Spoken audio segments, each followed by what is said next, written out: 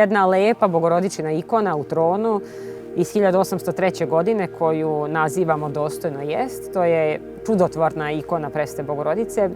Majka Božja daje isceljenje svima koji joj sa verom prilaze. Tako da ispred te ikone su se dešavala mnoga čuda, mi mnogo od njih imamo i zapisane, tako, naročito roditelja koji nisu mogli da imaju dece. Tako da prosto i za to nam dolaze posebno. I mi imamo neke naše spiskove tih bezbračnih parova za koje se naročito molimo.